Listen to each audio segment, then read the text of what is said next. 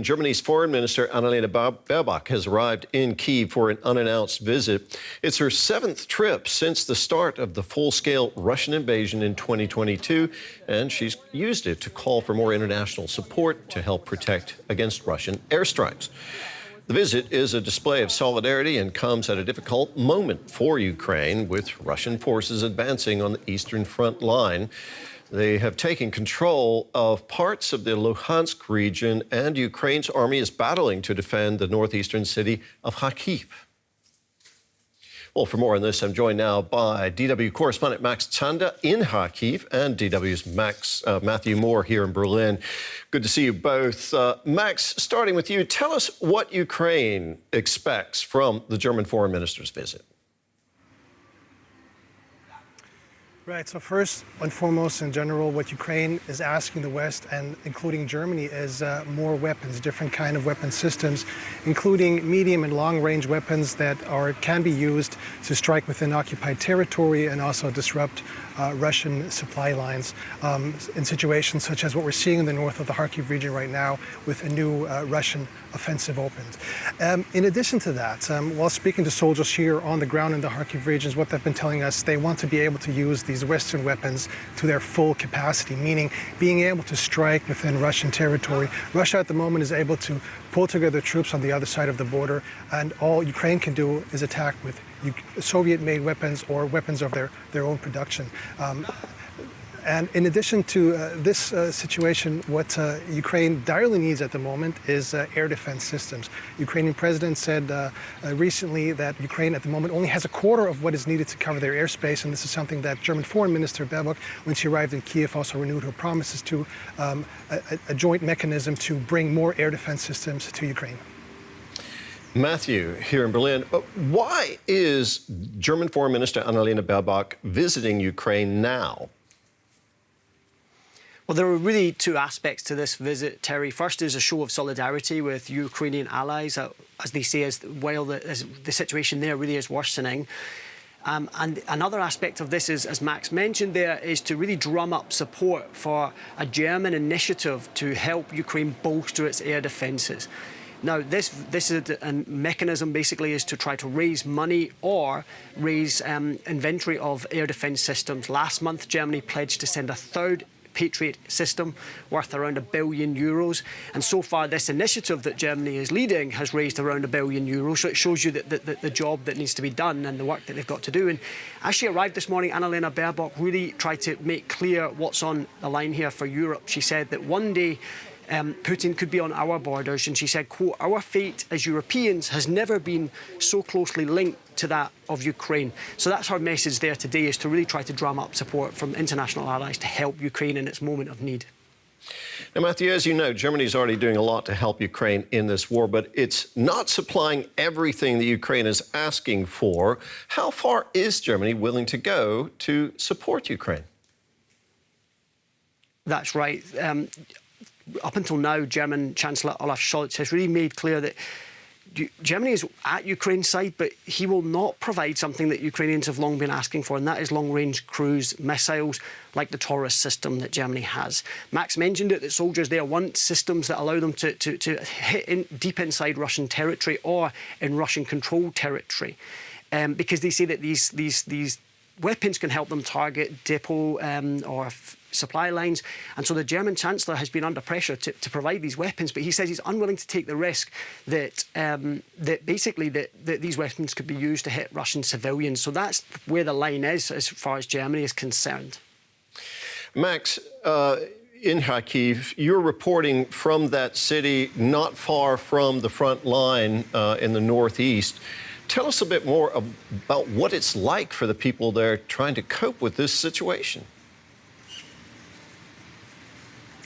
Right, Terry. So Kharkiv, as you mentioned, it's a frontline city. It's just about 40 kilometers away from the border. And ever since the beginning of the full-scale invasion, it was under direct attack. There were Russians at its doorstep shelling the city with artillery. A lot of people have fled the city. People have returned after a successful counteroffensive. But now the situation is very bleak. We're seeing increasing air attacks on the city. There are Russians at the northern border trying to make their way, trying to advance towards Kharkiv at the moment. But nevertheless, we've encountered many people here who are willing to stand their ground, who are willing to make Kharkiv and keep it as their home. And you see a lot of resilience, and we try to show some of that in a report. Have a look. It's the first day of school for these kids. They're third graders already, but have never sat in an actual classroom. First, because of COVID, and then because of the war. They're now able to study together, 6 meters below ground, protected by reinforced concrete, in the first permanent underground school in Ukraine. A bit unusual at first, but for kids like 9-year-old Sasha, it feels safe from the bombs he's heard while studying at home. When it was very loud, I would either run into the corridor or hide underneath the table, near the wall, away from the window.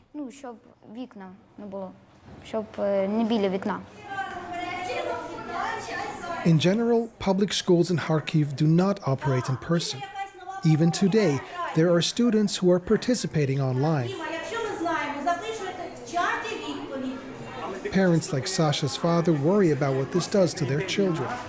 The war greatly affected the development of children. The war had a great impact on education. There must be a society for children, and the children have dreamed of meeting their classmates.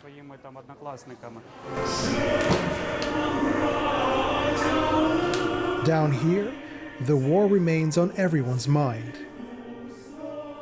The anthem plays, only to be followed by an air raid siren.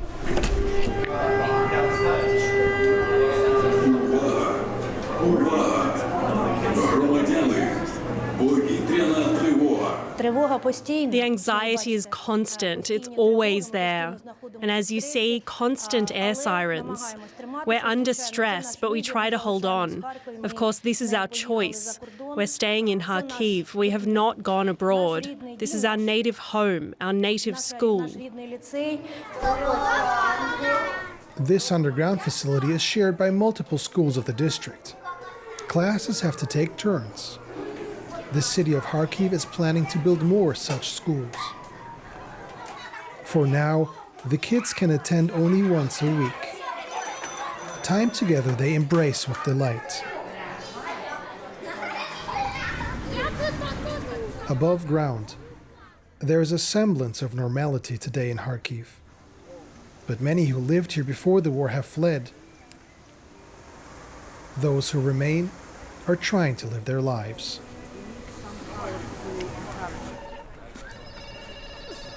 With the Russians close by, you don't have to look far to see the ugly side of Kharkiv. In a residential neighborhood, a glide bomb went down between houses. Homes were destroyed, a family of 5 injured. 2 of them, teenagers, who were in the garden and inside the house. A bomb like this released by a plane needs about 5 minutes to hit the city. Kharkiv has little to no protection against these weapons. This war crime investigator tells us there have been 200 such attacks in the last 6 months. More than 1 million civilians live in Kharkiv, and they suffer from attacks every day. No one is safe from such strikes. You can see that the time from the launch of the bombs to their arrival is very short. And people do not have time to go to the shelter during the alarm.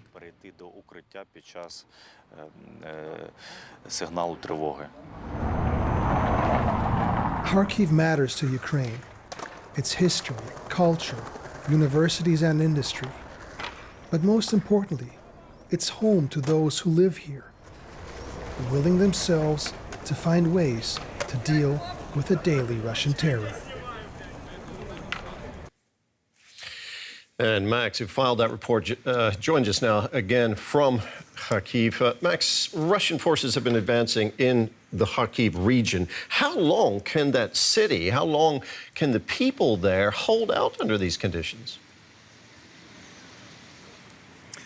Right, Terry. So what we came to realize is that the spirit here in Kharkiv is not broken, but staying here in the city poses a risk. You have constant attacks, bombings, rocket attacks where there's no proper protection from, as we just saw in the piece. In addition to that, you have the Russian advance. Now, for the moment, it seems to have been slowed down, but should the Russians be able to launch a second assault on Kharkiv, move closer within striking range of artillery, that's likely going to drive a lot of people out, cause a lot of people to flee. And an additional point I'd like to make, a lot of the energy infrastructure here in the region has been destroyed. So come winter, come darker and colder times, it remains to be seen if people will be able to stay in their homes and if businesses will be able to operate here in the region. This also might cause people to leave. Matthew, here in Berlin, as we mentioned earlier, the German Foreign Minister Annalena Baerbock is in Ukraine. She's currently in the capital, Kyiv. Do you know if she'll be traveling anywhere near the front line where Max is while she's in Ukraine?